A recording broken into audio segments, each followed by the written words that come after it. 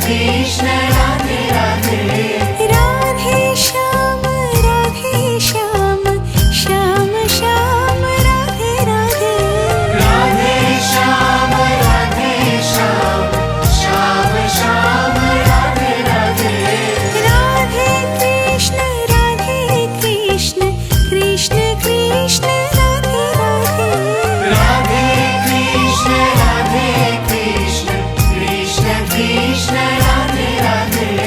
राधे श्याम श्याम, श्याम श्याम राधे राधे। राधे श्याम श्याम, श्याम श्याम राधे राधे। राधे कृष्ण कृष्ण, कृष्ण कृष्ण राधे राधे। राधे कृष्ण कृष्ण, कृष्ण कृष्ण राधे राधे। राधे श्याम श्याम, श्याम श्याम राधे राधे। राधे श्याम श्याम, श्याम राधे राधे। राधे कृष्ण कृष्ण, कृष्ण कृष्ण राधे राधे। राधे कृष्ण कृष्ण, कृष्ण कृष्ण राधे राधे। राधे कृष्ण कृष्ण, कृष्ण कृष्ण राधे राधे। राधे कृष्ण कृष्ण, कृष्ण कृष्ण राधे राधे। राधे श्याम श्याम, श्याम श्याम राधे राधे। राधे श्याम श्याम, श्याम श्याम राधे राधे। राधे श्याम श्याम, श्याम श्याम राधे राधे। राधे श्याम श्याम, श्याम राधे राधे। राधे कृष्ण कृष्ण, कृष्ण कृष्ण राधे राधे। राधे कृष्ण कृष्ण, कृष्ण कृष्ण राधे राधे। राधे श्याम श्याम, श्याम श्याम राधे राधे। राधे श्याम श्याम, श्याम राधे राधे। राधे कृष्ण कृष्ण, कृष्ण कृष्ण राधे राधे। राधे कृष्ण कृष्ण, कृष्ण कृष्ण राधे राधे। राधे श्याम श्याम, श्याम श्याम राधे राधे। राधे श्याम श्याम, श्याम राधे राधे। राधे कृष्ण कृष्ण, कृष्ण कृष्ण राधे राधे। राधे कृष्ण कृष्ण, कृष्ण कृष्ण राधे राधे। राधे श्याम श्याम, श्याम श्याम राधे राधे। राधे श्याम श्याम, श्याम राधे राधे। राधे कृष्ण कृष्ण, कृष्ण कृष्ण राधे राधे। राधे कृष्ण कृष्ण, कृष्ण कृष्ण राधे राधे। राधे श्याम श्याम, श्याम श्याम राधे राधे। राधे श्याम श्याम, श्याम राधे राधे। राधे कृष्ण कृष्ण, कृष्ण कृष्ण राधे राधे।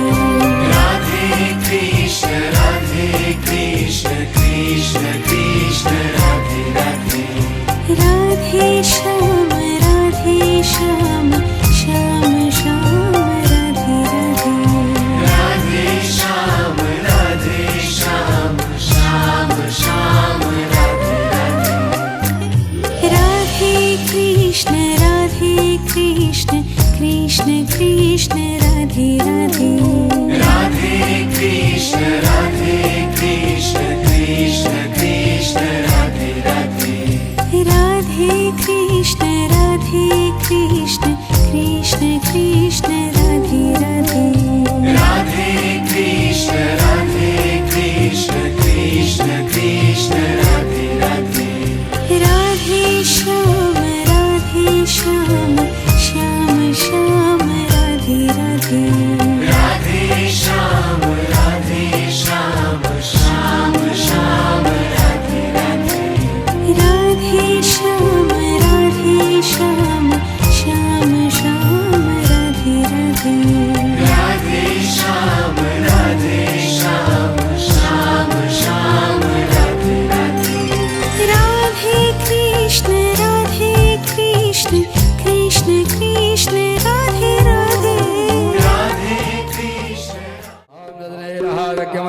देवास्तानि धर्माणि प्रथमान्या सन्नः देहनागं महिमानः सचन्द्रजत्र पूर्वेशाद्यः सन्ति देवाः सेवन्ति कामकुलचम्बकपाटलाब्जे पन्नागजादिकरवालरसालपुष्पै बिल्वप्रवाह तुलसीदलमञ्जरेति त्वां पूजयामि जगदीश्वर मे प्रसीदः सच्चिदानन्दरूपाय विश्वोत्पत्त्यादिहेतवे तावत्रय विनाशाय श्रीकृष्णाय वयं नमः।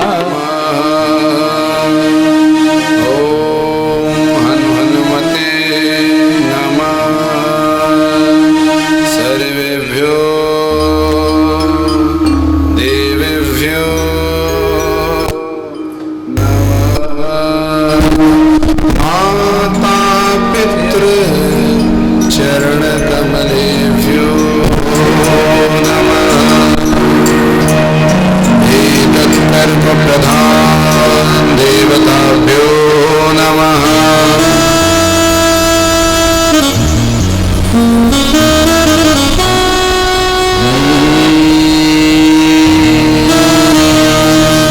लम्बोदरं परमसुन्दरमेकदन्तम्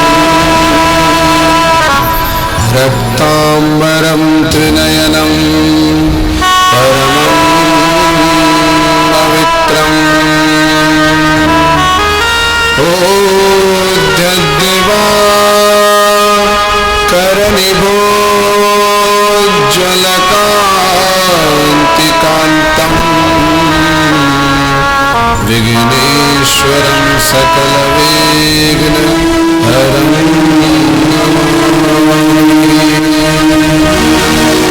सरस्वती मया दृष्टा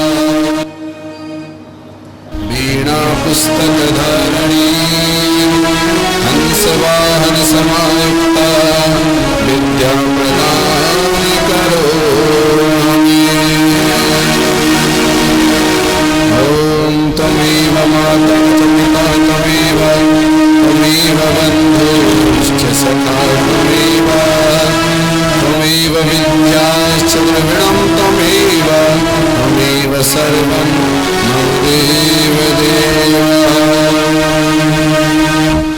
वंशी विभूषितकरा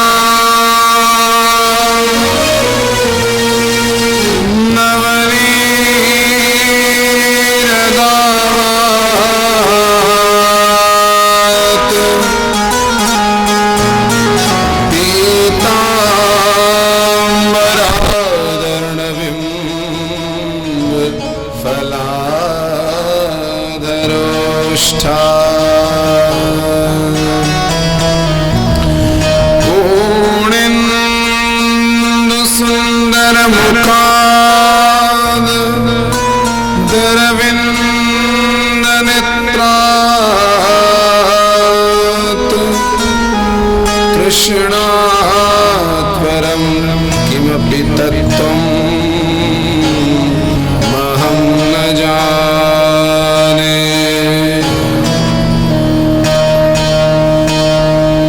यं प्रवजन्तमनुपेतमपेतकृतं द्वैपायनो बृहकातर्याजुहाव पुत्रेति तन्मयतया तर्वो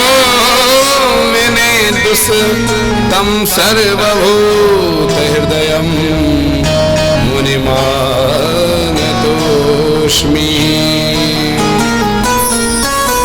बर्हापीडं नटवरवपुः कर्णयो कर्णकारं बिभ्रदवासं कनककपिशं वैजयन्तीं च माला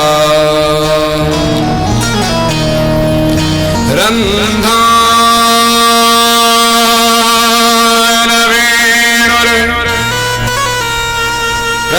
सुदया पूरयन्तो प्रवृन्ने वृन्दारण्ये स्वपदरमणं प्राविशतगीतगिरितिः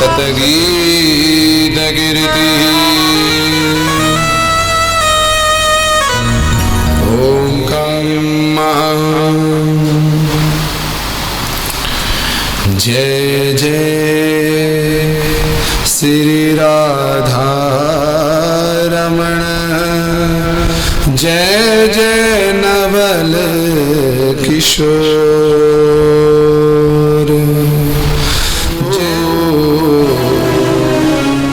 जय जय माखन चोर।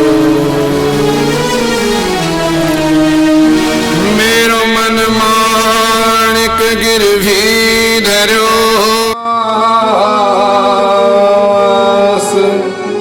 प्रेम व्याजित नो बड़ो, नहीं छूटन किया। भक्ति भक्त भगवंत युगल नंद यशोदनंद नंद नंदन योगेश्वर धर्मनिष्ठ भक्तों के अंतःकरण में श्वास स्वरूप आत्म रूप में निवेशित ऐसे प्राणाधीश्वर भागवत चंद्र के श्री कृष्ण चंद्र के कमल रूपी चरणों में अंतः आत्मा से कोटि कोटि प्रणाम। परम परमेश्वर आनंद घन आनंद दाता श्री सच्चिदानंद की आनंदमयी भवतारिणी ज्ञान सिंधु की कथा को श्रवण कर अपने जीवन को धन्य बनाने हेतु पधारे हुए सभी यशोदा माता के समान सभी गोपियों के रुक्मिणी राधिका के समान परीक्षित के समान साधु संतों के समान विप्र बंधुओं का भक्त वृंद का व्यासपीठ कथा प्रांगण में हार्दिक अभिनंदन करते हैं। इसी के साथ श्रीमद् भागवत महापुराण यथा नामम यथा गुणः, जैसा उसका नाम है वैसा ही उसका गुण है। ऐसी ज्ञान गंगा को सभी देवों को स्थापन कर कथा को प्रारंभ करने में सहयोग देने वाले दैवतुल्य विप्र बंधुओं का व्यासपीठ हार्दिक अभिनंदन करती है। साथ ही मेरे श्रृंगार मेरे आधार ब्रह्मस्व कथा श्रृंगार, जिसे हम लोग कलाकार के रूप से जानते हैं, जिन लोगों को ऐसे श्रृंगारों को जो कथा का श्रृंगार करने वाले हैं, उन सभी कलाकारों का व्यासपीठ हार्दिक अभिनंदन करती है। साथ ही आधुनिकता के ध्वनि यंत्र द्वारा ध्वनि आप तक पहुंचाने के लिए सहयोग देने वाले साउंड सर्विस में सेवा करने वाले शुभम जी का भी व्यासपीठ हार्दिक अभिनंदन करती है। और देश विदेश से दूर दूर के लोग जो घर बैठे भी भागवत महापुराण का आनंद लेना चाह रहे हैं, जो आनंद ले रहे हैं, ऐसे भक्त वृंद का भी YouTube के द्वारा जो सहयोग दे रहे हैं, शुभम मूवीज वाले, उनका भी व्यासपीठ हार्दिक अभिनंदन करती है। उन सभी भक्तों का जो YouTube के माध्यम से, सोशल मीडिया के माध्यम से कथा का रसपान कर रहे हैं, उनकी भी भागवत मनोकामना पूर्ण करे, इस भाव के साथ उन सभी भक्तों का व्यासपीठ हार्दिक अभिनंदन करती है। ऐसे भाव, ऐसे अमृत वचनों के साथ इस क्षेत्र के सभी पशु पक्षी जीव जंतु वनस्पति इत्यादि साथ ही जितने भी पितृ देव हैं, उन सभी पितरों का भी भागवत मंच भागवत के चरण में, मेरे प्रभु के चरणों में उन सभी पितरों का, सभी प्रेतों का, सभी जीवात्माओं का आवाहन करती है। सभी पितृदेव आकर के भागवत कथा की ज्ञान गंगा का रसपान कर मोक्ष को प्राप्त करें। हरि बोल हरि बोल हरि बोल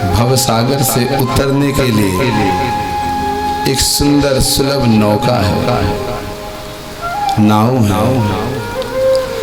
जिस नाव में बैठ करके मनुष्य को कुछ नहीं, मात्र संकीर्तन करना होता है, मात्र प्रभु का नाम लेना होता है। नाम लेने से ही इंसान भव से तर जाता है। ये भागवत की महिमा है। भागवत के महात्म में भी कहा है, बड़ा दुर्लभ है ये। भाग्योदयन बहुजन्म समर्जितेन सत्संगमं च लभते पुरुषो यदा वै। भाग्योदयन बहुजन्म समर्जितेन सत्संगमं च लभते पुरुषो यदा वै। अज्ञान हेतु कृतमोह मदान्धकारे नासं विधाय हि तदो जयते विवेका। विधाय हि तदो जयते विवेका। भाग्योदयन बहुजन्म समर्जितेन। भाग्योदय मनुष्य का कब होता है? किसे भाग्योदय कहेंगे आप? धनवान होने को, बलवान होने को, या ज्ञानवान होने को, या सुंदर स्वरूपवान होने को? सर्वादिवानम नश्यन्ति। ये सभी वान नाशवान होने वाले हैं। हाँ? चाहे वो धनवान हो, चाहे वो बलवान हो, चाहे वो ज्ञानवान हो। असली धनवान वही है, असली बलवान वही है, असली ज्ञानवान वही है जिसको सत्संगमं च लभते। हाँ? जिस नर को, जिस मनुष्य को सत्संग की प्राप्ति हो जाए वही भाग्योदय वाला है, वही भाग्यशाली है, वही भाग्यवान है। हाँ? हम लोग अपनत्व के कारण एक पर्दा होता है हमारे आगे, लज्जा का। हाँ? इस लज्जे के पर्दे के कारण हम सत्कर्म भी नहीं कर पाते, हम शुभ कर्म भी सही ढंग से नहीं कर पाते। अरे डर होती है कहीं मेरा अपमान न हो जाए। हाँ? दुनिया वाले क्या कहेंगे, समाज वाले क्या कहेंगे, लोग क्या सोचेंगे। इत्थम विचिंतेत। इसी विचार के कारण मनुष्य सद्कर्म से दूर हो जाता है, इसलिए उसका भाग्योदय नहीं हो पाता।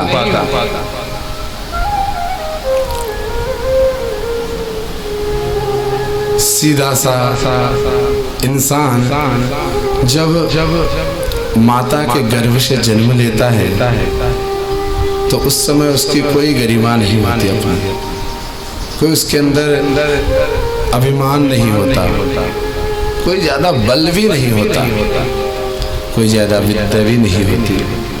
वो पूर्णतः निर्मल होता है, निर्मल होता है, पवित्र होता है।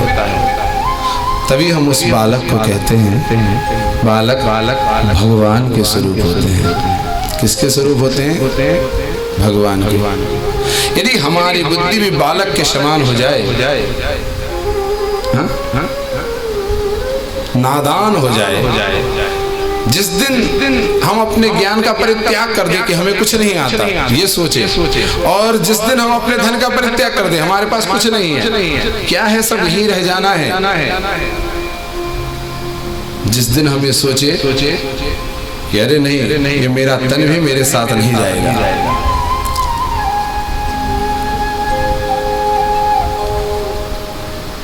इन भागवतों के सूत्रों से हमें शिक्षा मिल रही है।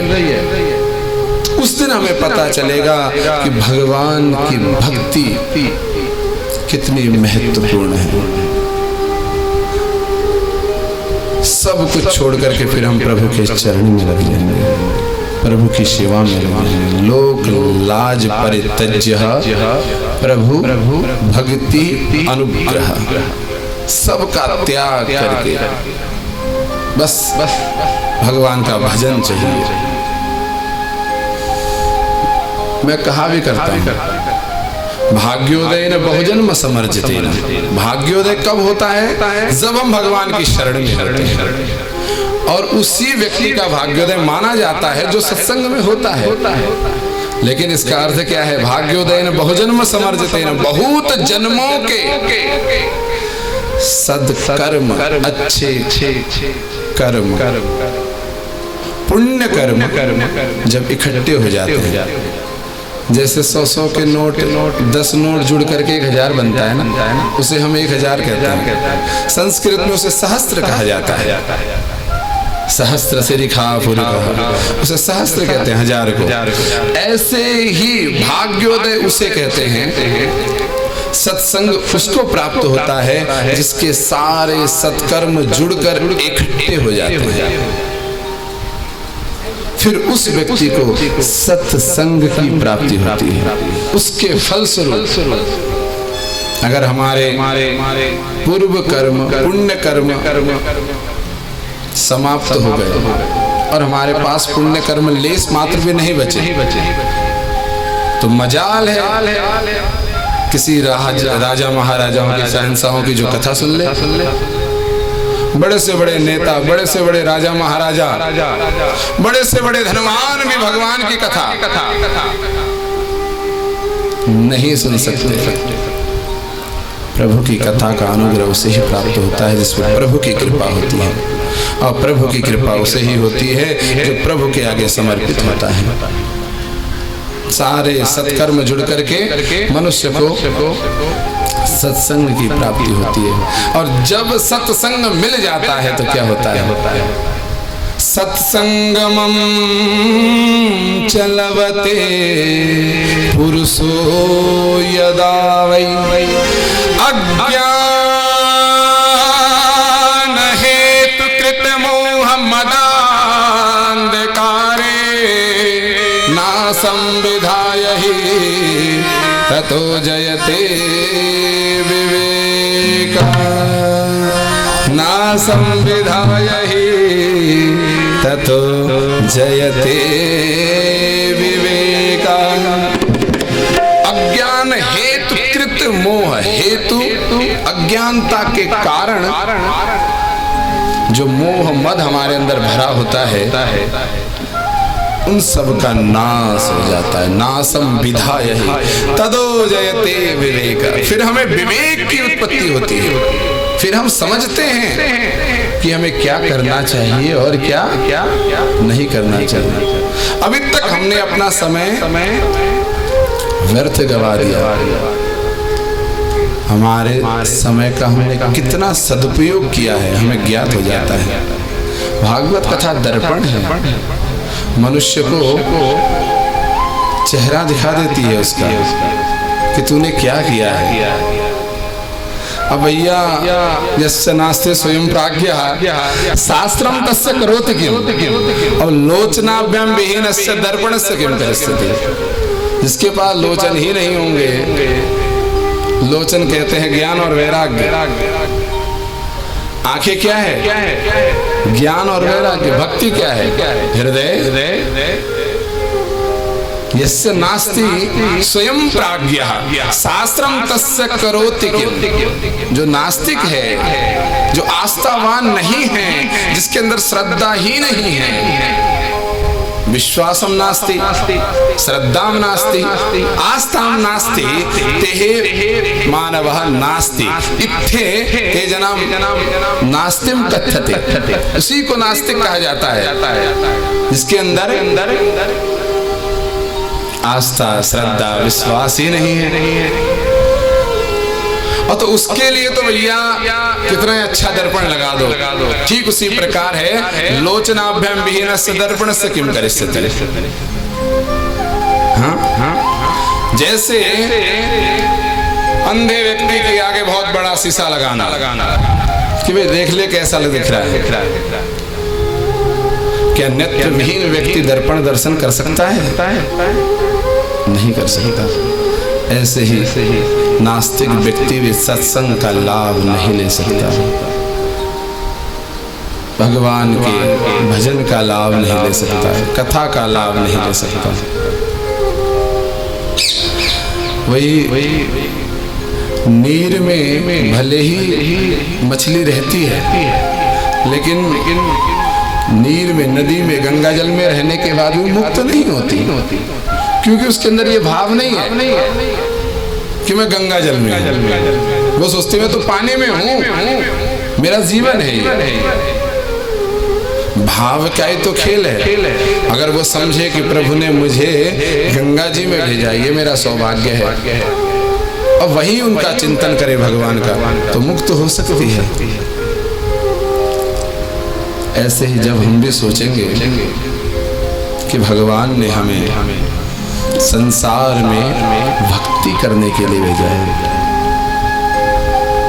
तब हम भी इस भव सागर से तरेंगे, अन्यथा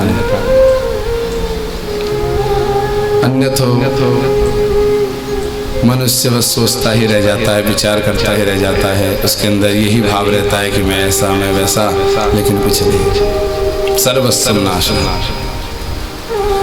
भागवत में ही कहा है धनानि भूमो पशवश्च गोष्ठे। धनानि भूमो पशवश्च गोष्ठे। दारागृहद्वारि जना शमशाने। देहश्चितायां परलोकमार्गे।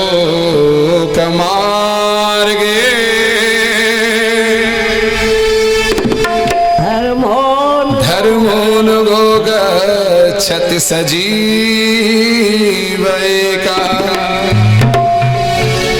धनानि भूमो, जो धन है वही रह जाएगा, तिजोरी का तिजोरी में, बैंक का बैंक में, ऑफिस का ऑफिस में, घर का घर में, कुछ भी साथ जाने वाला नहीं है। बल्कि यहाँ तक कि हमारे शरीर में जो आभूषण है ना, ये भी तुरंत परिवार वाले निकाल लेंगे।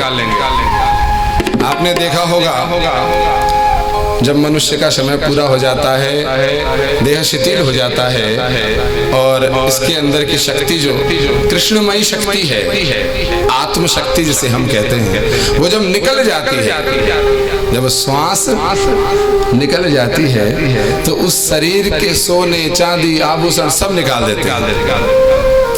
जिस बिस्तर में वो रहते हैं, उस बिस्तर को भी हटा देते हैं। लेकिन कभी ये नहीं देखा हमने, सब कुछ प्रवाहित कर देते हैं, पुराने कपड़े, पुराने चादर, गद्दे सब हटा देते हैं। लेकिन उसकी जो संपत्ति संपदा है, उसका वैभव, उसका महल, उसका काम कारोबार, और यही नहीं, हम भी तो उसके ही हैं, जिसको हमने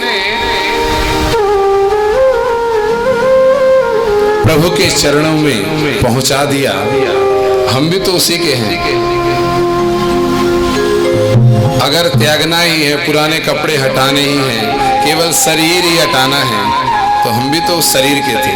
नहीं, समझने की बात है, बहुत गहराई से समझना है इसको। धनानि भूमो पशवश्च गोष्ठे। जितने पशु पंक्षी रिश्तेदार हैं, सब ये गोठ में अपने अपने घर में ही रह जाएंगे।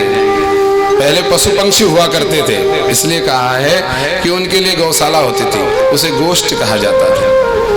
गोठ में, गौशाला में ही रह जाते हैं पशु पंक्षी। धन तिजोरी में रह जाता है, भूमि में धरा रह जाता है, पशु पंक्षी गौशाला में रह जाते हैं। और स्त्री दारागृहद्वारि जना शमशाने। घर के द्वार तक स्त्री पहुंचाने जाती है, वहां तक रोती है, विलाप करती है, उसके बाद वह भी लौटकर चली आ जाती है।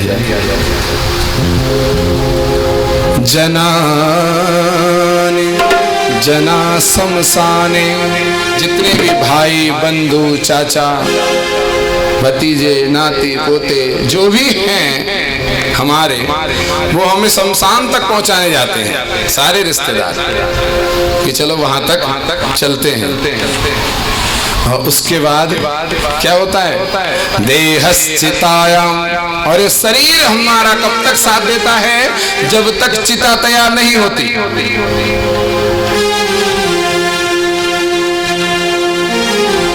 चिता के तैयार होते ही उसमें वो रख दिया जाता है, और अग्नि देते ही वो फूंक दिया जाता है, नष्ट हो जाता है शरीर।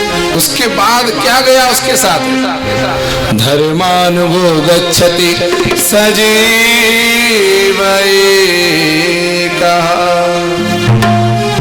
केवल जीव के साथ, उस आत्मा के साथ, उस व्यक्ति के साथ केवल और केवल उसके कर्म ही साथ जाते हैं। धर्मानुगो गच्छति सजीवैका, धर्म उसके साथ जाते हैं। इसलिए मनुष्य को अपना अधिक से अधिक समय सत्संग में, भजन में, कीर्तन में, पूजा में, यज्ञ में देना चाहिए। ये तो समाज में देखो, हम लोग यहाँ शांति से बैठे हैं, थोड़ा समझिए, हम यहाँ शांति से बैठे हैं, आप ठाकुर का दर्शन कर रहे हैं, ठाकुर का चिंतन भी कर रहे हैं, कथा का रसपान भी कर रहे हैं। थोड़ा सा यहाँ से जीने से नीचे उतरोगे, फैक्ट्री के नीचे अगर जाओगे तो कोई कुछ कर रहा होगा, कोई मशीन चला रहा होगा, कोई अनेक कामों में लगे होंगे, और रास्ते में सामने देखिए खिड़की खोल के कितने भागा दौड़ी चल रही है। झू झू झू झू गाड़ी चलती ही रहती है। ये कहाँ भाग रहे हैं? सोचिए, क्या कर रहे हैं, कहाँ दौड़ रहे हैं? इनकी दौड़ कहाँ के लिए है? ये दौड़ के कहाँ पहुंचना चाहते हैं? कोई इनका लक्ष्य है? दौड़ कहाँ के लिए होनी चाहिए? सोचिए थोड़ा सा। ये तो समय अनुकूल है, समय के अनुसार हम लोग कभी हनुमान मूर्ति, कभी बुद्ध विहार, कभी एमडी, कभी दिल्ली, कभी बम्बई, जाके घंटे नित करे आनंदा, जाके घंटे नित करे आनंदा, ताको नाम सच्चिदानंदा, ताको नाम सच्चिदानंदा,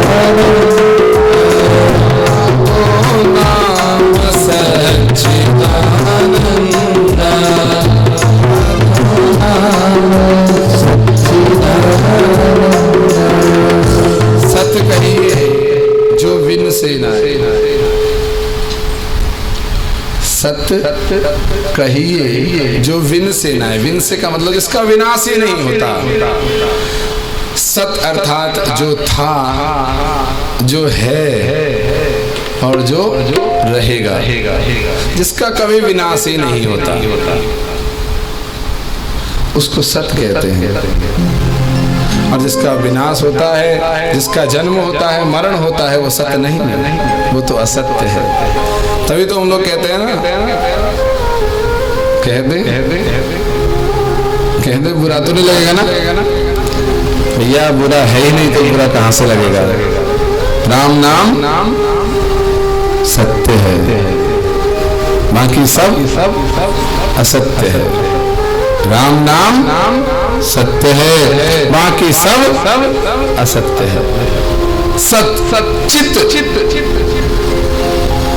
जो हृदय रूप में है, जो भावनाओं में है, जो सर्वत्र व्याप्त है, वही तो चिदानंद है। और आनंद जिससे परमात्मा के अनुग्रहित होने का, जिससे परमात्मा के शरण में लगने का शांति प्राप्त होती हो, वही आनंद है। अब आनंद ये नहीं कि डोसा मंगा लिया, खा लिया, वाह भी आनंद आ गया, हाँ? समोसे मंगा लिए, खा लिए, अरे आनंद आ गया। वो तो छोटा सा आनंद है, पल का आनंद, और वो वास्तविक आनंद नहीं है, लौकिक आनंद है, और कुछ क्षण का आनंद है, वो जीव का आनंद है, वो आत्मा का आनंद नहीं है। आत्मा का आनंद तो भगवान के भजन में है, भगवान के चिंतन में है, भगवान के कीर्तन में है, और प्रभु के चरण में है।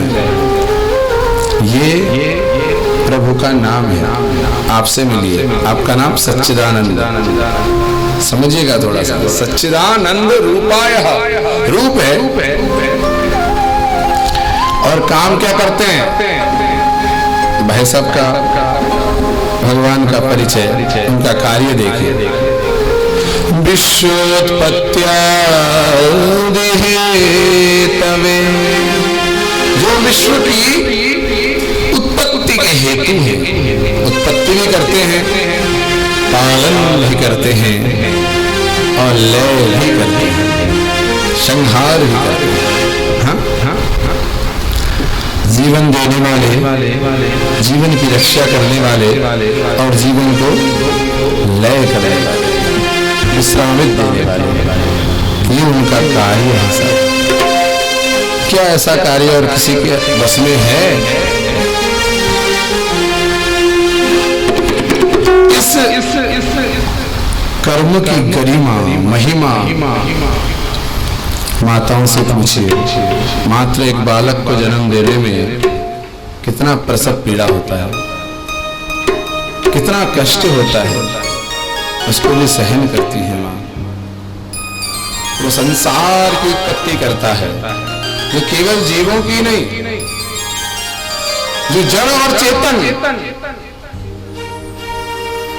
सभी की, स्थावर और जंगम, जो सभी की उत्पत्ति करता है। ऐसा परमपिता परमात्मा है, ऐसी शक्ति संपन्न है साहब। और उनका स्वभाव जानिए जरा, और स्वभाव में चलेंगे। प्रभु का स्वभाव कैसा है? तापत्रय विनाशाय श्रीकृष्णाय, बल्कि गेट भी बड़ा करने के लिए। पहले तो मनुष्य पेट ही बड़ा करने की कोशिश करता था, आज तो घर का गेट बड़ा करने की भी पूरी तैयारी होती है।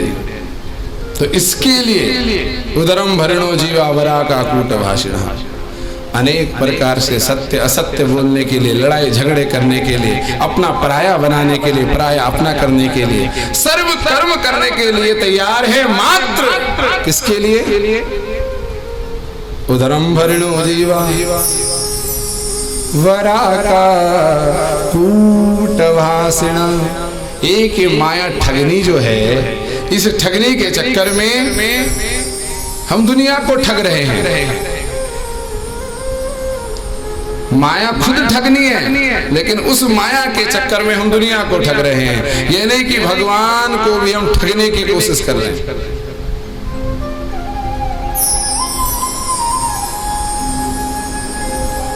मनुष्य भगवान से भी ज्यादा चालाक चतुर होना चाहता है, लेकिन उसे पता नहीं कि प्रभु की सत्ता, प्रभु की शक्ति हर एक कण कण में व्याप्त है, सर्वत्र है, त्रिकालदर्शी है। वो सर्व नियंता है, सर्व संचालन करता है। फिर भी हम नहीं समझ पाते, हमें बोध नहीं होती, क्योंकि जब तक अंगों में बल है ना, ताकत है, तब तक कुछ भी अच्छा नहीं लगता। जैसे मध्यकालीन सूर्य, दोपहर का सूर्य किसी को अच्छा नहीं लगता,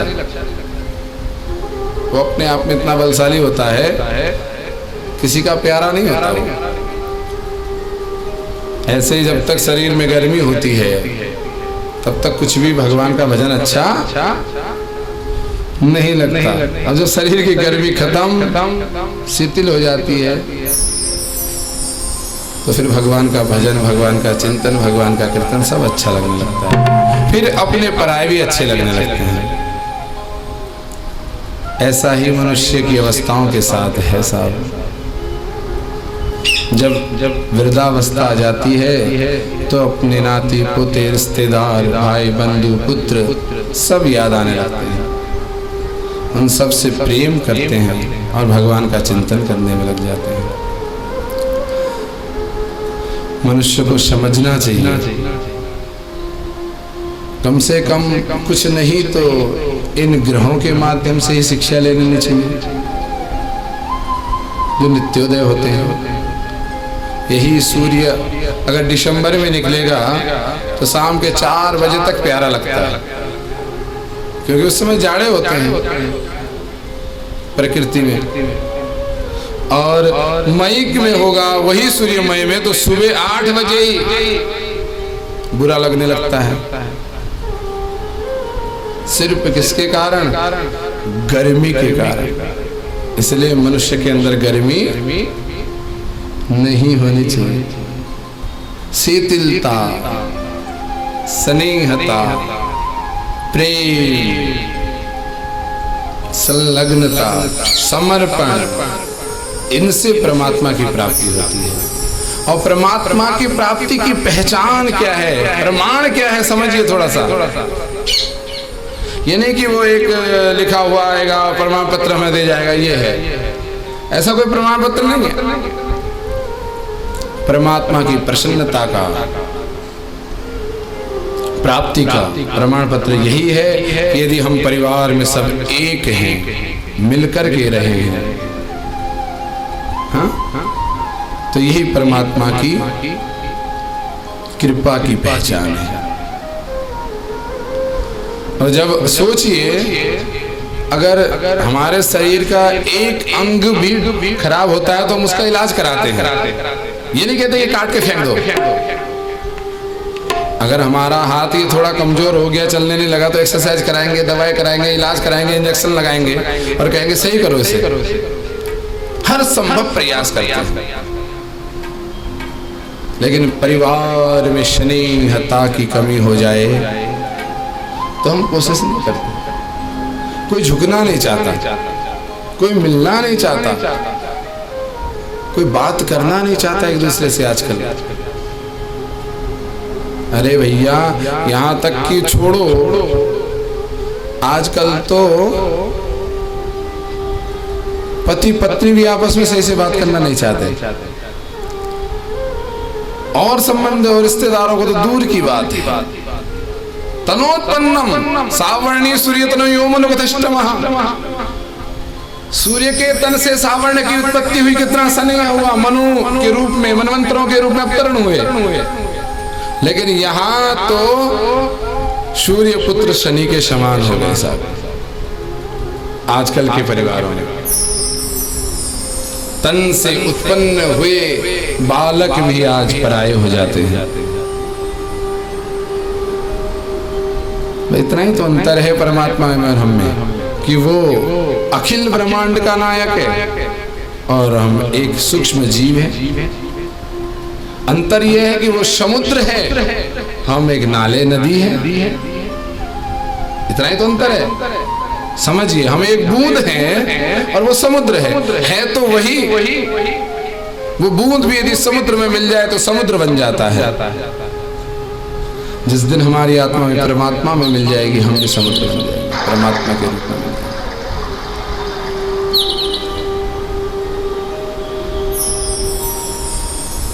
तो इसलिए मनुष्य को एक आपस में मिलकर के रहना चाहिए, प्रेम से रहना चाहिए। और प्रेम नहीं है तो आपकी बड़ी से बड़ी पूजा भी बेकार है। फिर वो पूजा नहीं है, यज्ञ नहीं है। जहाँ प्रेम नहीं है वहाँ कुछ नहीं है। क्योंकि जब नारद जी ने व्यास जी को भागवत कथा बताई थी लिखने को, उस समय व्यास जी महाराज 17 पुराण लिख करके 18वां पुराण भागवत भी लिख चुके। और भागवत के 9वें स्कंद तक उन्होंने लिख दिया, लेकिन फिर भी चित्त में शांति नहीं हुई, बेचैन से। नारद जी से पूछा, नारद जी ऐसा क्यों हो रहा है? मुझे शांति नहीं है। मैंने 18 पुराण लिख दिए, जो चतुर्श्लोकी भागवत दी थी उसमें 8वां भागवत पुराण भी मैंने लिख दिया है, लेकिन फिर भी मुझे शांति नहीं मिल रही। तब नारद जी ने कहा था, प्रेम करूपा सहसा विरामा। ये मैं कह रहा हूं, नारद जी ने नहीं। प्रेम रूपी श्री कृष्ण एते चांस कला पुंस कृष्णस्तु भगवान स्वयं। जिस कथा में, जिस पुराण में, जिस वेद में प्रेम नहीं है तो वो पूर्ण नहीं है। हर कथा हमें ये सिखाती है कि प्रेम उत्पन्न होना चाहिए, प्रेम होना चाहिए। आज माँ अपने बच्चे को दूध पिलाती है, अगर प्रेम नहीं होगा तो पिलाएगी क्या? नहीं पिलाएगी, छोड़ के चली जाएगी। पति पत्नी में प्रेम होता है तब वो साथ में रहते हैं। भाई भाई में प्रेम होता है तब आगे बढ़ पाते हैं। प्रेम होता है तब स्नेह प्राप्त होता है, तब परमात्मा की प्राप्ति होती है। और झुकने से कोई छोटा नहीं होता साहब। छोटा बने सो हरि को पाए, छोटा बने सो हरि को पाए, छोटा बने सो हरि को पाए। और यही नहीं है, मनुष्य मानव चोले में रहकर ऐसे शुभ कर्म करके जाना चाहिए मनुष्य को। एक दूसरे का प्रेम एकत्रित कर लो, इकट्ठा कर लो। हर व्यक्ति हमसे मिलने को, बात करने को, बैठने को बेचैन रहे, उत्सुक रहे कि बस थोड़ी देर और बैठ जाए इनके पास तो कितना अच्छा होता है। ऐसा प्रेम एक आपस में होना चाहिए, प्यार होना चाहिए।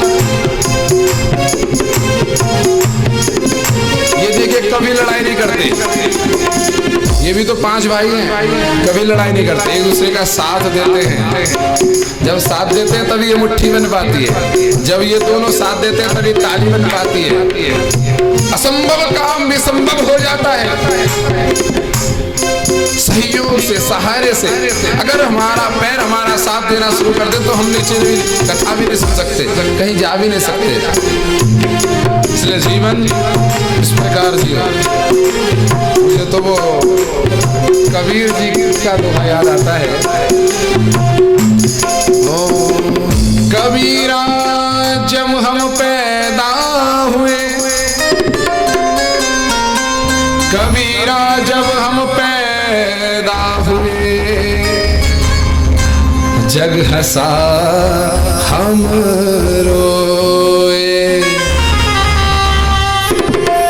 कबीरा जब हम पैदा हुए, जग हंसा हम रोए।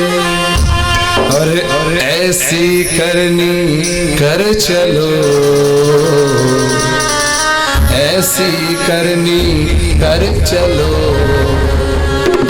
हम हंसे जग रो। कबीरा हम हंसे जग रो, कबीरा हम हंसे जग रो।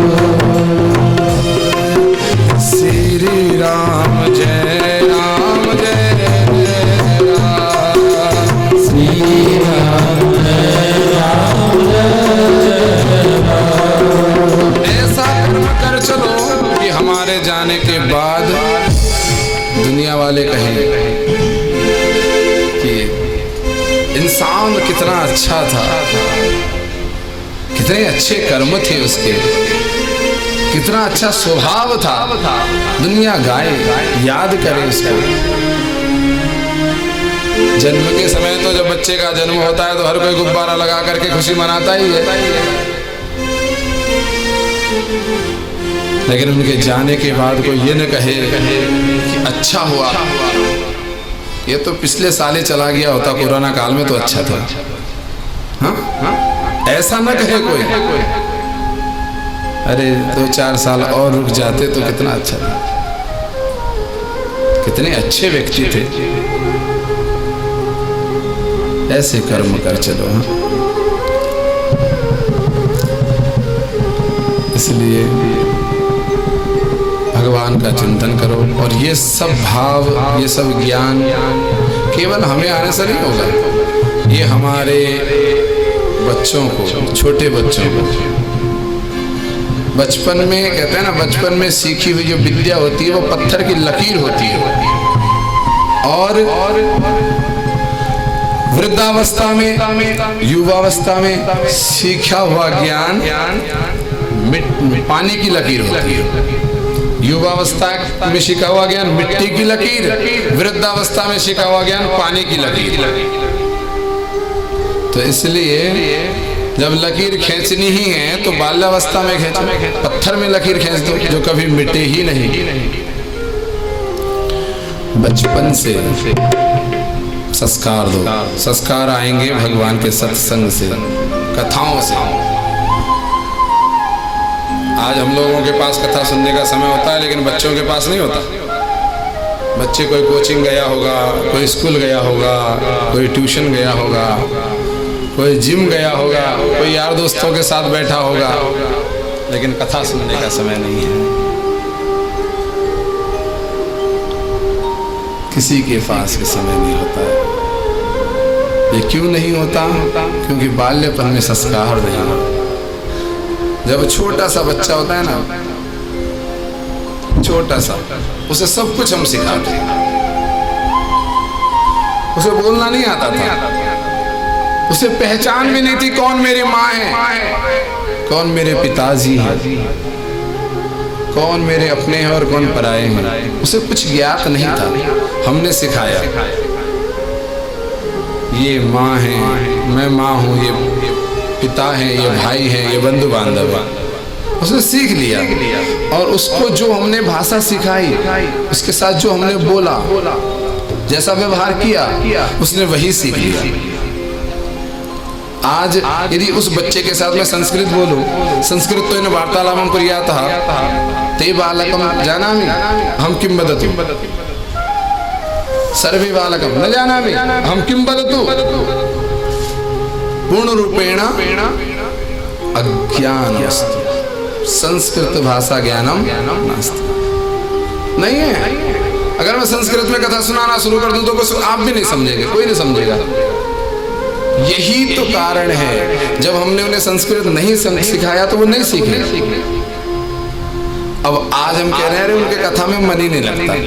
अरे उनका मन हमने कभी लगाया नहीं, तो लगाएगा कहां से? कभी हमने कोशिश ही नहीं किया। इसलिए बचपन से ज्ञान दो। इस बात को नोट कर लो, डायरी में लिख लो। बाद में ज्ञान नहीं दिया जाता। जैसे मिट्टी कच्ची होती है ना, उस समय घड़ा तैयार होता है। मिट्टी पक जाने के बाद, घड़ा बन जाने के बाद अगर उसका आकार बदलने की कोशिश करें, चलो गमला बना लेते हैं, तो बनेगा नहीं, टूट जाएगा। टूटने का मतलब छूट जाएगा, फिर तो झेलना पड़ेगा, फिर तो समय निकालना पड़ेगा आगे। अब सज्जनों, सुखदेव जी से सूत जी ने शौनक आदि ऋषियों को बताया कि काल व्याल मुख ग्रास, उनके काल के मुख का ग्रास होने के त्रास से बचने के लिए श्रीमद् भागवत कथा, और यही नहीं, प्रत्यक्ष इसका प्रमाण है परीक्षित जी महाराज। उन्होंने बताया कि परीक्षित जी ने श्रीमद् भागवत महापुराण की कथा श्रवण की, जिसके फलस्वरूप मुक्ति की प्राप्ति हो गई, मोक्ष की प्राप्ति हो गई। अरे मुक्ति मोक्ष क्या है साहब? प्रभु के वैकुंठ की प्राप्ति हो गई। वो तो सेविकाएं हैं मुक्ति और मोक्ष। तो भक्ति भी सेविका है प्रभु की, वैकुंठ की प्राप्ति हो गई। प्रत्यक्ष प्रमाण है ये परीक्षित राजा। और ये किसी अन्य युग के नहीं, इसी युग के हैं। तब सूची महाराज बताते हैं यही नहीं, जिस समय सुखदेव महामुनि राजा परीक्षित को श्रीमद् भागवत महापुराण की कथा सुना रहे थे, उस समय देवलोक से देवता लोग अमृत का कलश लेकर के सुखदेव जी के पास आए। सुर दुर्लभ सब संतन गावा। सुखदेव जी के पास आए और कहा, महाराज राजा परीक्षित को ये अमृत कलश सुधा का पान करा दीजिए, वो अमर हो जाएंगे, मृत्यु के भय से मुक्त हो जाएंगे। और जो ये कथा रूपी भागवत कथा है,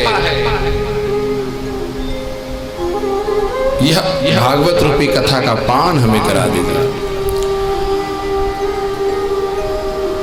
सुखदेव मुनि के अंदर विचार आए, कुशुदा को कथा लोके को काचक मणिर महान ब्रह्मरातो विचार्ये वह तदा देवान् सहासयः।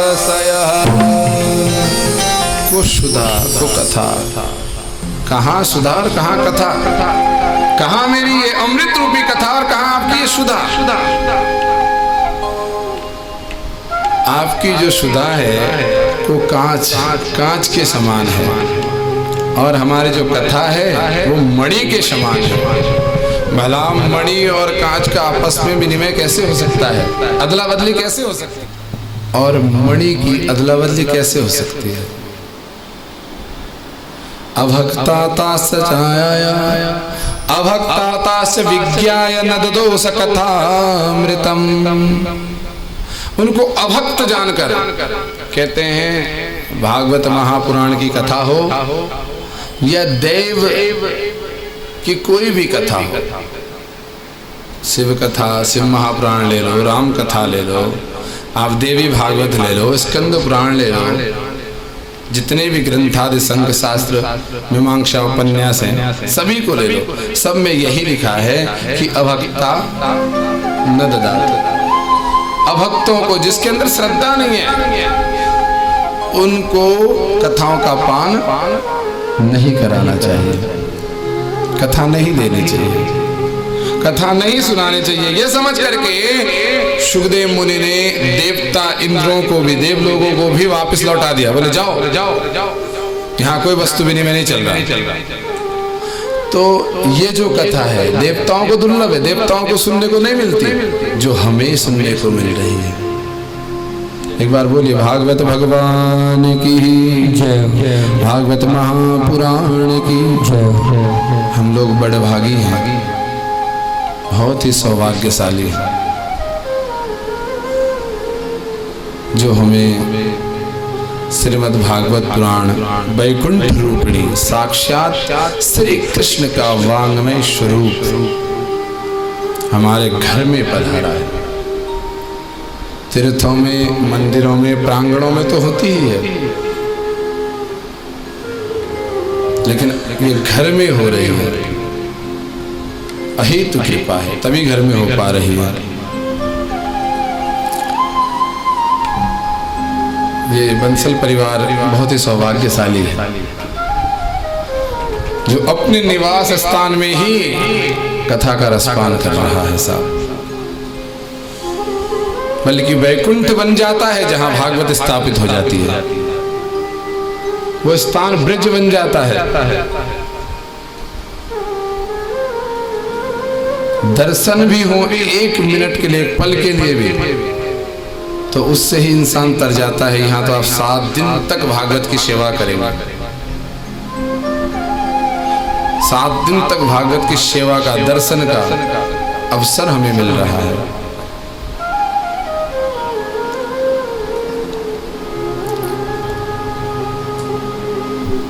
तो जब सुखदेव जी ने उन सभी देवता इंद्रों को वापस लौटा दिया तो उन सबको वापस लौटा हुआ देखकर ब्रह्मा जी के अंदर, ऋषिगणों के अंदर भी विस्मय हुआ कि ये जने क्या है भागवत में ऐसा, हाँ? जिसके कारण देवताओं को भी भागवत कथा नहीं सुनाई गई, मात्र परीक्षित को और पृथ्वी लोक के मनुष्यों को कथा सुनने को मिल रही है। ब्रह्मा जी को बड़ा विस्मय हुआ।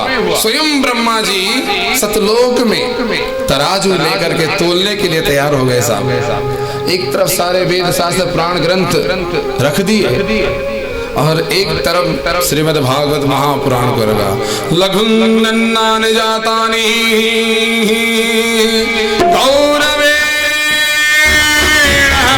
इदं महत्, बोलिए भागवत भगवान की।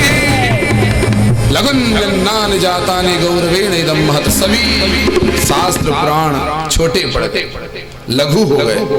गौरवेण इदं महत्, इसकी महत्ता और भागवत भगवान भारी हो गए। इसके कारण ब्रह्मा जी ने और ऋषि मुनियों ने मिलकर के निश्चय किया कि सर्वोपरि महापुराण केवल श्रीमद् भागवत महापुराण ही है। निश्चय किया सभी ने मिलकर। स्वयं ब्रह्मा जी ने निश्चय किया कि भागवत ही सर्वश्रेष्ठ पुराण है। भागवत का सीधा अर्थ उन्होंने विद्वानों ने 4 शब्दों में दिया है। भागवत, भ से भक्ति, ग से ज्ञान, व से वैराग्य, त से त्याग, अरे त से तरण भी कह सकते हैं साहब। तारण भी इसी से होता है, लेकिन कब होता है? जब भ से भ भक्ति, ग से ग ज्ञान, व से भ वैराग्य मनुष्य के अंदर आ जाता है, तो त से तरण त्याग अपने आप हो जाता है मनुष्य का। ये प्रभु की कृपा है, ये भागवत की महिमा है।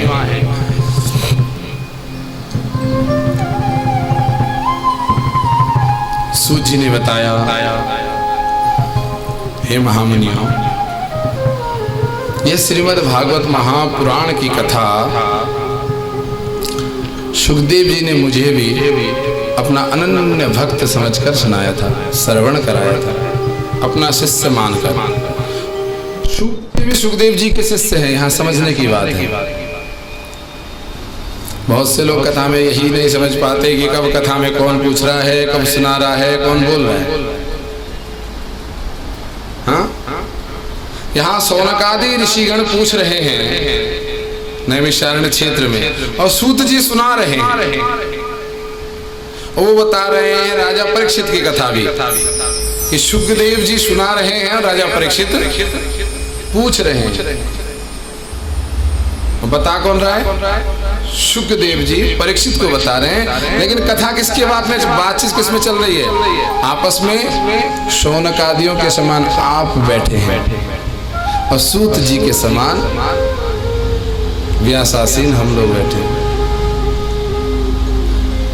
तो उनमें बातें चल रही हैं। उन्होंने बताया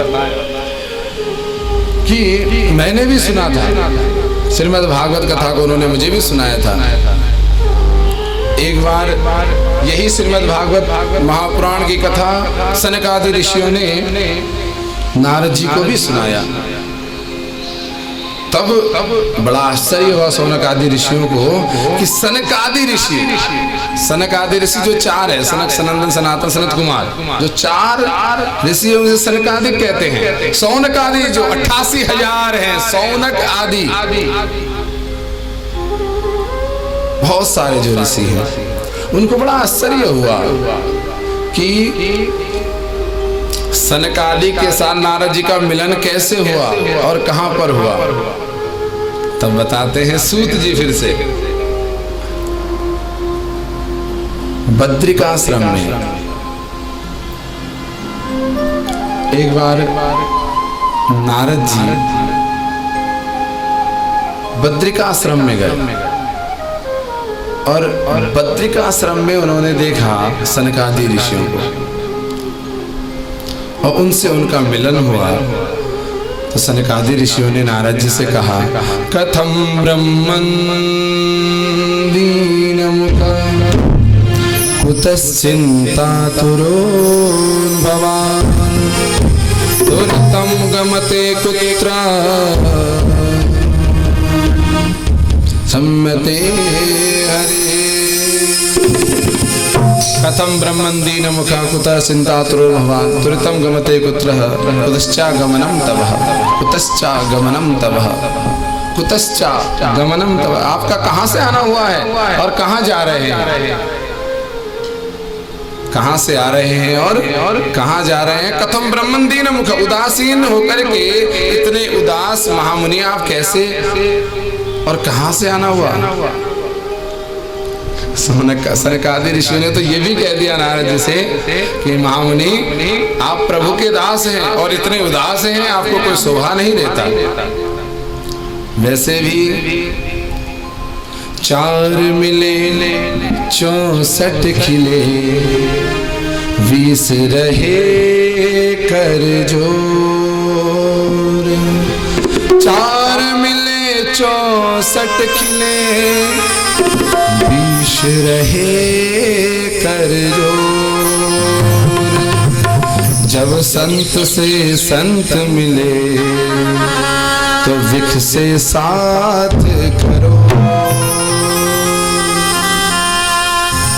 जब संत से संत मिलते हैं ना, क्या होना चाहिए? प्रसन्नता, मुस्कुराहट, आनंद होना चाहिए।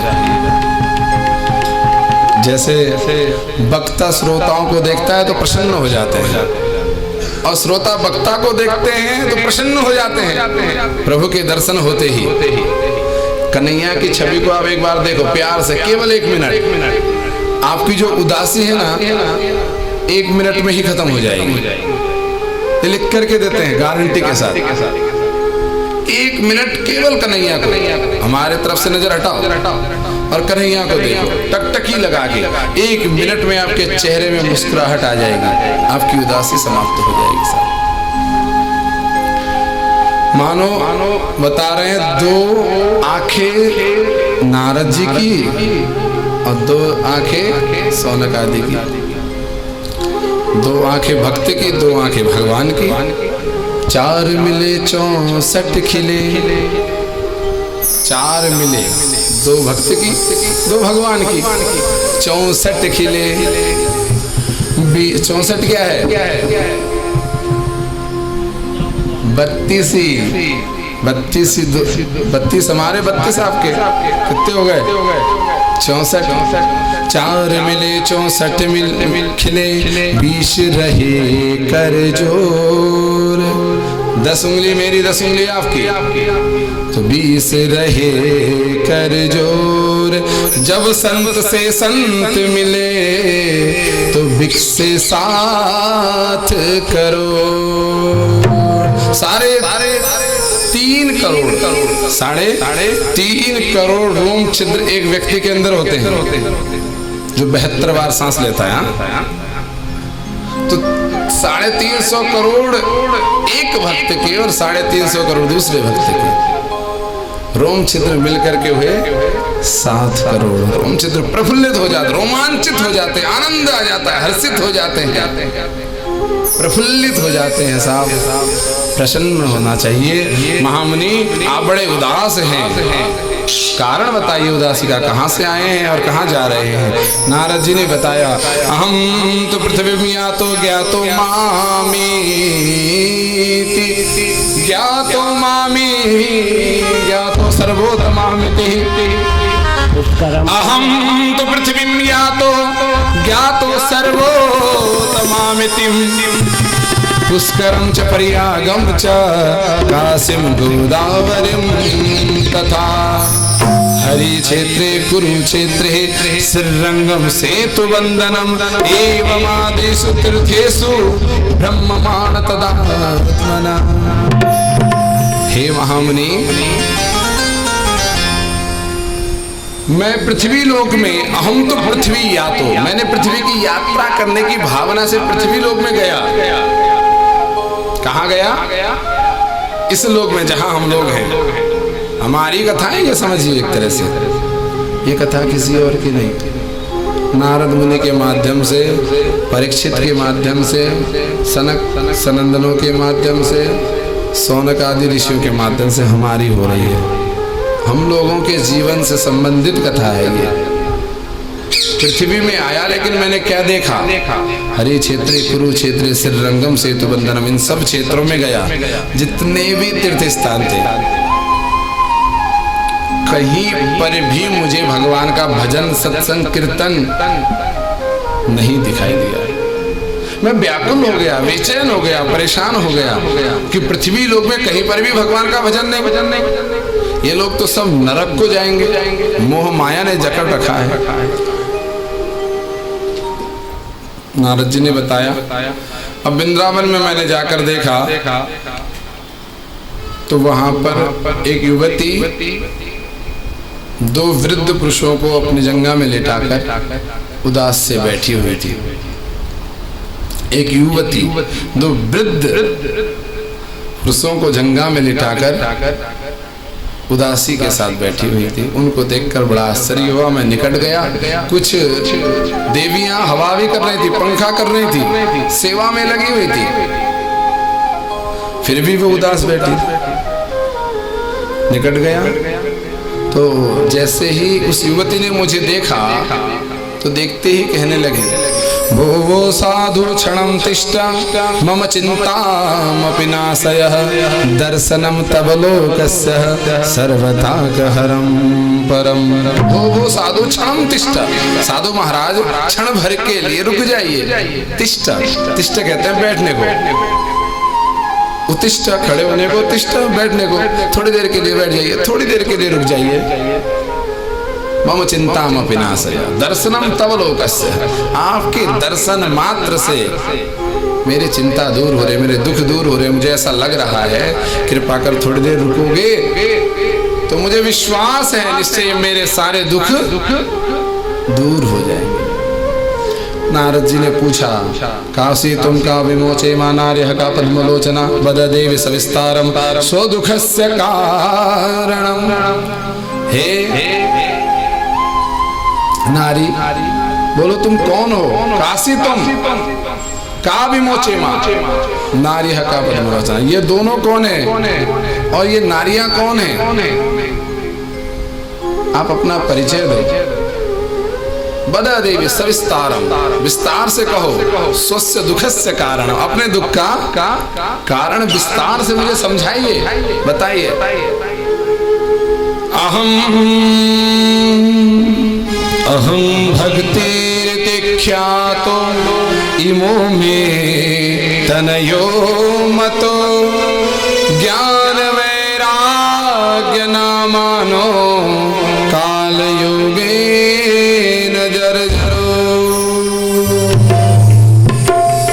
हे महामनि, अहम भक्ति, मैं भक्ति हूँ। अहम भक्ति, इमो में तनयो मतो, ये दोनों इयम ने इमो में तनयो मतो, ये मेरे तन से उत्पन्न है। सीधा अर्थ है मेरे पुत्र हैं ये दोनों, मेरे तनयो। ज्ञान वैराग्य नामानो, इनका नाम ज्ञान और वैराग्य है। काल योगे न जर्जरो, काल और समय के कारण ये जर्जर हो गए हैं। हे महामुनि, होना तो चाहिए माता बूढ़ी हो और पुत्र जवान हो, युवान हो, लेकिन यहाँ उल्टा हो रहा है। माता तो युवान है और पुत्र बूढ़े हो गए, लेटे हुए हैं, उठा भी नहीं जा रहा उनसे, बैठा भी नहीं जा रहा, सुना भी नहीं जा रहा। क्या कारण है महामुनि? दुख दूर करो। और भक्ति ने यह भी बताया, उत्पन्ना द्रविड़े साहम वृद्धि कर्णाटके गता कुच्चिन कुच्चिन महाराष्ट्र गुर्जरे जीर्णतां गतां। उत्पन्न द्रविड़ देश में हुई, वृद्धि कर्नाटक में हुई, कुचित कुचित महाराष्ट्र, कहीं कहीं महाराष्ट्र में मुझे सहारा मिला। गुर्जरे जीर्णतां गतां, और गुजरात में तो मैं जीर्ण हो गई सा, बूढ़ी। लेकिन वृंदावन में आकर पुनः स्वरूपिणी नवीन तरुणी हो गई है। फिर से जवान युवान हो गई। मेरी उत्पत्ति कहाँ हुई? उत्पन्ना द्रविड़ेशा। कहाँ से उत्पन्न होती है भक्ति? बोलो ना थोड़ा सा। हृदय से, अंदर से उत्पन्न होती है। द्रविड़ेशा वृद्धि कर्नाटके गता। कर्नाटक कहाँ है?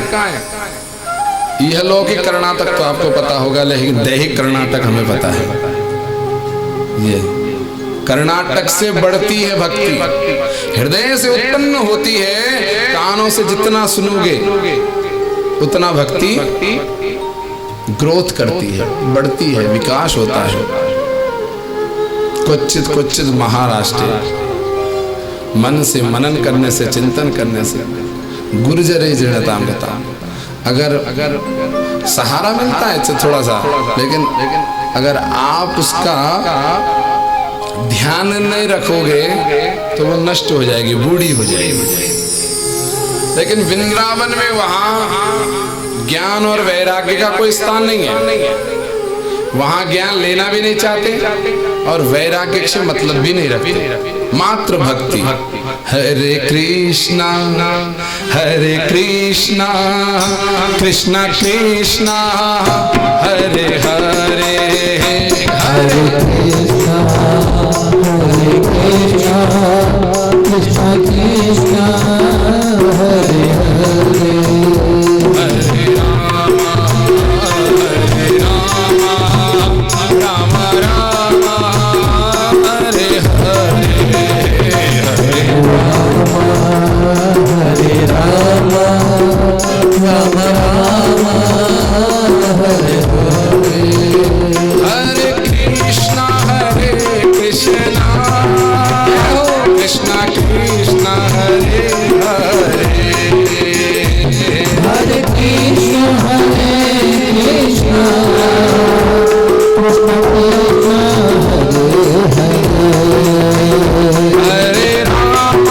कृष्णा कृष्णा कृष्णा हरे हरे, हरे राम राम राम हरे हरे, हरे राम राम राम हरे हरे कृष्णा कृष्णा कृष्णा हरे हरे, हरे राम राम हरे हरे, कृष्णा कृष्णा कृष्णा हरे हरे, हरे राम राम राम हरे कृष्ण कृष्ण कृष्ण हरे हरे, हरे राम राम हरे हरे। वहाँ एक तरह की भक्ति नहीं होती। कोई तो कहता हरे राम राम राम हरे हरे, हरे कृष्णा कृष्णा कृष्णा हरे हरे। कहाँ होता है ऐसा?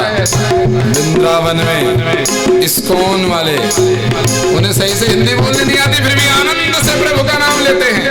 हम लोग हिंदू होकर के, हिंदी बोलने वाले होकर के भगवान का नाम नहीं ले पाते। हम सौभाग्यशाली हैं या दुर्भाग्यशाली हैं? अपने ही मालिक का नाम लेने के लिए हमें शर्म आती है, और वो लोग बड़े आनंद से हमारे भगवान का नाम रास्ते में चलते चलते भी खूब लूट रहे हैं, हम लोगों को कंगाल कर रहे हैं। जरा से पैसों के हिस्सेदारी में हम लोग लड़ पड़ते हैं, और यहाँ जिसका कोई मूल्य ही नहीं है, अमूल्य भक्ति, ऐसी भक्ति को विदेशी लोग आकर के लूट के ले जा रहे हैं और हम लोग देखते ही रह जाते हैं। सबसे बड़ा धन क्या है? राधे नाम का धन। इसलिए कमाओ उस धन को, अपने धन को सुरक्षित करो, बचाओ, कमाओ, उस धन के लिए लड़ो। श्री राधा श्री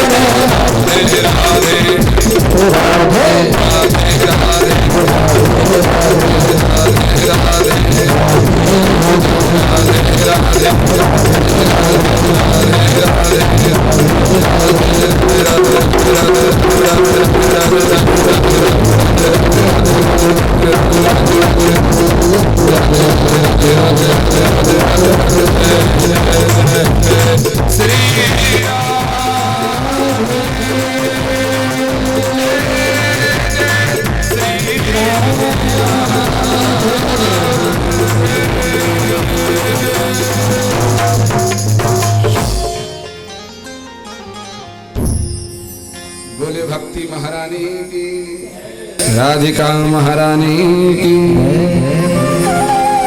भक्ति ने बताया कि हे महामुनि, वृंदावन में आकर मैं युवान हो गई हूँ। अब मेरे दुख दूर होने का कोई उपाय करे।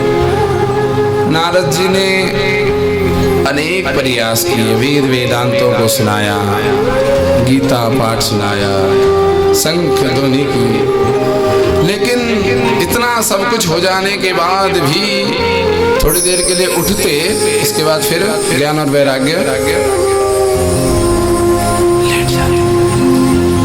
नहीं जा पाया, जवान नहीं हुए। जब युवान नहीं हुए तो नारद जी ने अब विचार किया, अपनी शक्ति से, साधु शक्ति जो होती है उससे आंखें बंद करके देखा तो उसका सारा वृत्तांत समझ में आया। फिर प्रभु से आराधना की, आकाशवाणी हुई कि नारद, तुम्हारा प्रयास व्यर्थ नहीं जाएगा। हे महामुनि, आप सत्कर्म करो, महापुरुषों का संग करो। लेकिन फिर भी नारद जी को समझ में नहीं आया कि ये क्या है सत्कर्म और महापुरुषों का संग कैसे करना है। अब चिंतन किया, तब बोध हुआ और बद्रिकाश्रम की ओर गए, जिसे हम बद्री विशाल के नाम से जानते हैं। तो बद्री विशाल में, बद्रीनाथ में जाकर सभी संतों से पूछा, लेकिन किसी की भी समझ में नहीं आया। लेकिन इतने में भेंट हो गई सनकादि ऋषियों से। जो कथा चल रही है, सनकादियों से मिलन हुआ और सनकादियों से पूछा। सनकादि ऋषियों ने नारद जी को भक्ति के दुख निवृत्ति का उपाय बताया। हे महामुनि, यदि भक्ति के दुख के विनाश के निमित्त श्रीमद् भागवत महापुराण की कथा की जाए तो अवश्य ही भक्ति के दुख दूर हो जाएंगे। अब नारद मुनि ने भी निवेदन किया, भगवान भला आपसे उत्तम और कौन वक्ता हो सकता है। आप मुझे आदेश करें और कथा सुनाने के लिए बताइए, कहाँ कथा की तैयारी करें, किस जगह कथा करवानी चाहिए। तब सनकादि ऋषियों ने नारद जी से कहा, नारद, हरिद्वार तट पर एक आनंद नाम का घाट है। हरिद्वार में हरि का जो द्वार है, प्रभु प्राप्ति का जो मार्ग है, जो गेट है, द्वार है, वहां पर एक आनंद नाम का घाट है। वहां बहुत सुंदर वातावरण है, चिड़िया गुनगुनाती है, मंद मंद वहां हवा चलती है, गंगा की लहर सुमधुर कलकल नादनी गंगा वहां बहती रहती है। ऐसा पवित्र उद्गम स्थान है, शुद्ध स्थान है। उस दिव्य स्थान में आप श्रीमद् भागवत कथा का आयोजन कराओ। अब नारद जी ने उन्हें न्योता भी दे दिया कि आपको ही वक्ता बनकर के हमें कथा श्रवण कराना होगा। सनकादि ऋषि देखिए ऐसे हैं, 4 भाई हैं, लेकिन चारों भाई मात्र एक भाई व्यासपीठ में बैठता है, 3 भाई सामने बैठ के कथा सुनता है, और फिर अगले दिन वो भाई सामने श्रोता बन जाता है और एक भाई फिर से व्यासपीठ में बैठ जाता है। आपस में वो 4 भाई बस बदलते रहते हैं।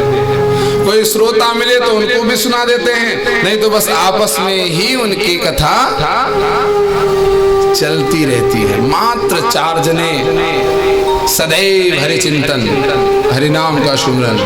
हरि शरणम हरि शरणम हरि शरणम हरि शरणम। बस इसी मंत्र का जाप करना, गायन करना, प्रभु की कथा का रसपान करना उनका जीवन है। इसके कारण वो सदैव बालक ही रहते हैं, उनकी आयु भी नहीं बढ़ती। ये उनकी विशेषता है सनकादि ऋषियों की। तो आज नारद मुनि हरिद्वार तट पर पहुंचे। आनंद घाट पर कथा की तैयारी होने लगी, ध्वजा पताका लगने लगी, वंदनवार लगने लगी, बड़ी सुंदरता के साथ सजावट होने लगा। और वहां उस कथा में सभी देवता लोग, ऋषिगण लोग, दिव्य मानव, पशु पक्षी, वनस्पति, देव, किन्नर, यहाँ तक कि वृक्ष लता पता भी वहां पधारे। पर्वत, गिरिराज, गंगा, सरंग सब वहां उस कथा में उपस्थित हुए और कथा का रसपान करने लगे। तभी तो हरिद्वार के तट पे पर्वत है, सारे देवी देवता वहां आकर कथा सुनने को तैयार हो गए।